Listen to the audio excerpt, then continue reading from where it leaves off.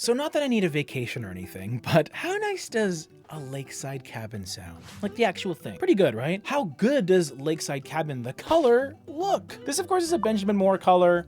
It's very blue, very serene. And in today's episode of Color Quickie, I'm gonna talk all about this paint color for you, get into some technical details that I think are pretty important, and of course, we're gonna finish up with an entirely customized color palette that I've put together just for my beautiful viewers. And just like a lot of these videos, this color was recommended by one of my awesome subscribers watching. So even though there's thousands of colors that I intend to get through, you can help me decide on which colors I talk about next by just mentioning it down in the comment section below. And bonus priority to subscribers, just saying. So this is exciting for me. So excited! Because I've noticed that more and more people want to know more about color, not neutrals, not gray.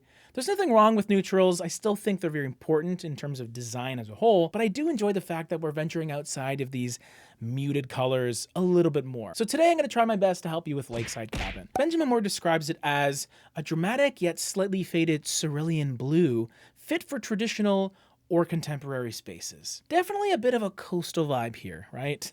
We see a lot of these blues coming back into the picture. I don't think there's many people out there that dislike being on a lake or on the water. It's why you pay a pretty penny, a bit of a premium if you have a house that's located near water, typically. And any way we can replicate that feeling within our home, no matter where we are, you do it. Now we should talk about how dark this color actually is, because it has some noticeable saturation. It's pretty rich. We can tell exactly how dark it is in practical terms by looking at its light reflectance value, which is the LRV. Very important stuff. From 0 to 100, it's the percentage of light that Lakeside Cabin reflects.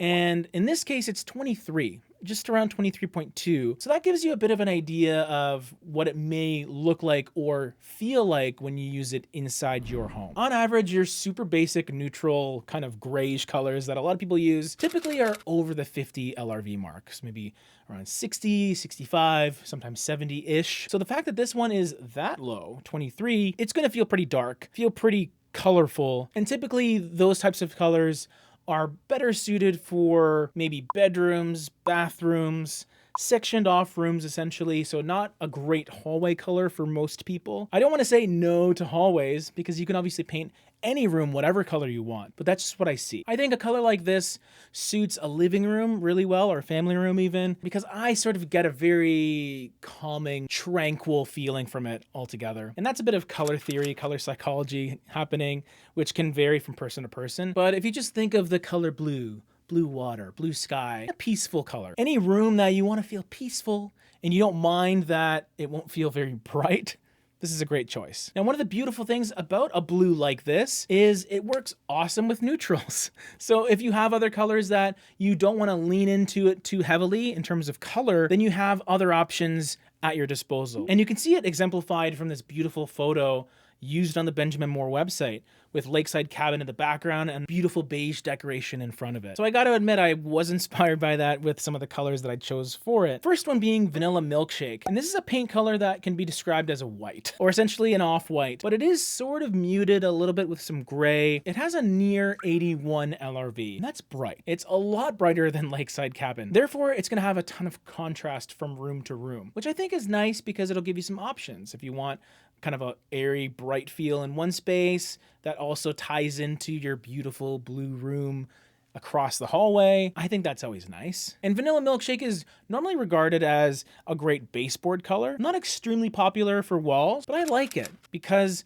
it's not so bright and stark that it's gonna be a nightmare to paint, but it will definitely give you a very Scandi vibe. Not like scandalous, but Scandinavian. That sort of clean, minimalist, streamlined feel, which could be great for those connecting areas of your home. Those major areas like your hallways and your foyer, and then any other room that you just want to feel really bright and white. And then for the next color pairing, I wanted something that had that sort of same passive neutral feel, which will help Lakeside Cabin stand out, but I didn't want to go with another light color. So I went with something that was a darker mid-tone, and it's called Cotswold. So essentially a little bit of a dark grayish, maybe a mix of tan, brown, and a bit of gray mixed all together. You could call it a taupe. That's sort of the easy way of describing it. And I find it to be very balanced as a taupe. So a very even distribution of brown and gray together, which is great as a transitional color. So even in spaces that are connecting, it will do a great job at that because it can help tie things together like a good neutral can. Don't hate on my neutrals, y'all, please. And then the accent color, I really went for it for this one. This is one of Benjamin Moore's best-selling colors. It's one of my favorites, called Salamander. Technically, this is another color that sort of has a transitional aspect to it. It combines a little bit of warm green and some beautiful deep blue. But what gives it its signature character to me is the black that's in it. So it has this shaded, very, very striking appearance to it that I think works awesome as an accent color, especially with other cooler leaning colors like Lakeside Cabin. So this gives you a bit of a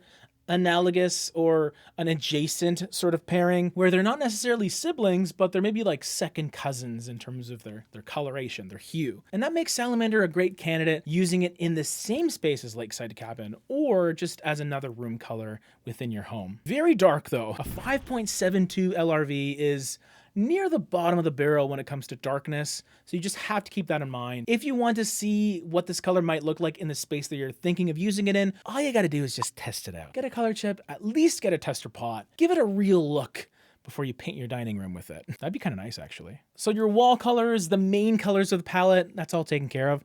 What about 2 trim color options? So baseboards, doors and frames, wainscoting, other wood that you might have nailed to your wall for some reason. Oxford white would be an easy choice for someone looking for something clean, stark, yet still somewhat soft. It's neutral enough that it's not going to feel yellowy or creamy in a lot of situations. It doesn't have a very obvious blue undertone like ultra white and distant gray can sometimes have. It's kind of in the middle for me. It's very neutral when it comes to white paint colors. So that becomes the default trim color, I would say, for a lot of people within this palette. But if you want something darker, if you want something a little more fun, Blue Spruce would be my dark trim choice. And I chose this one because it's actually not much darker than Lakeside Cabin. But what it does have is a shaded feel. So it's not quite as vibrant and clearly blue. It feels less like a sky blue and more like a thunderstorm cloud. It has a stormy quality to it that I really like. A little bit of green in there as well to help connect with Salamander a little bit. And then it's gonna really pop off of Vanilla Milkshake and Cotswold. So whether you want something that feels a little more cohesive and you kind of stick with the blues and the greeny colors, or you go a little more contrasty with the warm and the blue, I think there's a lot of options here. And I think what will help visualize it even better is if I just show you the color palette all together, like I always do. What do you think of all these colors together? And if you're still watching and really want to support what we do here, for a $2 a month, you can become a channel member by clicking that join button. It goes a long way to help sustain what we do on this channel. And if you want to keep binging these color palettes, I got another one right over here for you. So easy. All you gotta do is click.